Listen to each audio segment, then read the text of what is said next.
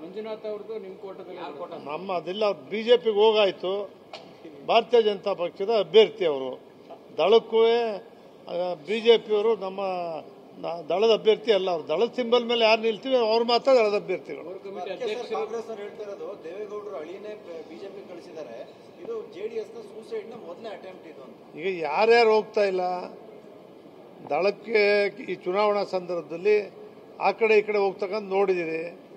ಈಗ ನಮ್ಮ ಜಗದೀಶ್ ಶೆಟ್ಟರು ಹೋಗಿದ್ರು, ಹಾಲಿ MLC ಅವರು ಬರಲಿಲ್ವೇ, ಅವ್ರು ಕರ್ಸ್ಕೊಂಡಿದ್ದಾರೆ. ಆ ರೀತಿ ಅವ್ರಿಗೆ ಭಾರತೀಯ ಜನತಾ ಪಕ್ಷದವರು ಇಷ್ಟಪಟ್ಟು ಮಂಜುನಾಥ್ ಅವ್ರನ್ನ ಅಪೇಕ್ಷೆ ಪಟ್ಟಿದ್ದಾರೆ. ಮಂಜುನಾಥ್ ಅವರು ಇದುವರೆಗೆ ರಾಜಕೀಯದಲ್ಲೇ ಇರಲಿಲ್ಲ, ನಿಮ್ಗೆಲ್ಲರೂ ಕೂಡ ಗೊತ್ತು. ಯಾವುದೇ ರಾಜಕೀಯ ಸಭೆಗಳಲ್ಲಿ ಭಾಗವಹಿಸಿರಲಿಲ್ಲ. ನರೇಂದ್ರ ಮೋದಿಯವರು, ಅಮಿತ್ ಶಾ ಅವರು ಇಷ್ಟಪಟ್ಟಿದ್ದಾರೆ. ಅವ್ರು ಹೋಗಿ ಅಲ್ಲಿ ಕಂಟೆಸ್ಟ್ ಮಾಡಿದ್ದಾರೆ. ಪ್ರಧಾನಮಂತ್ರಿ ಕ್ಯಾಂಡಿಡೇಟೇ ಬಂದ್ಬಿಟ್ರು ನಿತೀಶ್ ಕುಮಾರ್. ಮಂಜುನಾಥ್ ಅವ್ರದ್ದು ನಿಮ್ಮ ಕೋಟದಲ್ಲಿ ನಮ್ಮ ಅದೆಲ್ಲ ಬಿಜೆಪಿಗೆ ಹೋಗಾಯ್ತು. ಭಾರತೀಯ ಜನತಾ ಪಕ್ಷದ ಅಭ್ಯರ್ಥಿ ಅವರು ದಳಕ್ಕೆ. ಲಕ್ಷ್ಮೀನಾರಾಯಣ ಕುರಿ ಮೇಕೆ ಸಾಕಿ 6 ತಿಂಗಳಿಗೆ 4 ಲಕ್ಷ ಗಳಿಸ್ತಿದ್ದಾರೆ. ನೀವು ಕೂಡ ಅವರಿಂದ ಕಲಿಬೇಕಾ? ಅವ್ರ ಜೊತೆ ವಿಡಿಯೋ ಕಾಲ್ ನಲ್ಲಿ ಮಾತಾಡಬೇಕಾ?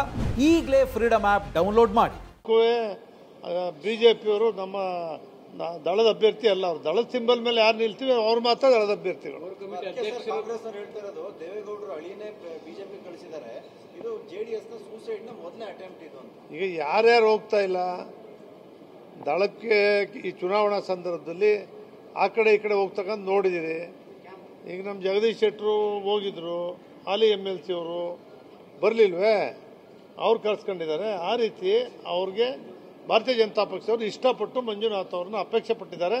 ಮಂಜುನಾಥ್ ಅವರು ಇದುವರೆಗೆ ರಾಜಕೀಯದಲ್ಲೇ ಇರಲಿಲ್ಲ, ನಿಮ್ಗೆಲ್ಲರೂ ಕೂಡ ಗೊತ್ತು. ಯಾವುದೇ ರಾಜಕೀಯ ಸಭೆಗಳಲ್ಲಿ ಭಾಗವಹಿಸಿರಲಿಲ್ಲ. ನರೇಂದ್ರ ಮೋದಿಯವರು, ಅಮಿತ್ ಶಾ ಅವರು ಇಷ್ಟಪಟ್ಟಿದ್ದಾರೆ. ಅವ್ರು ಹೋಗಿ ಅಲ್ಲಿ ಕಂಟೆಸ್ಟ್ ಮಾಡಿದ್ದಾರೆ.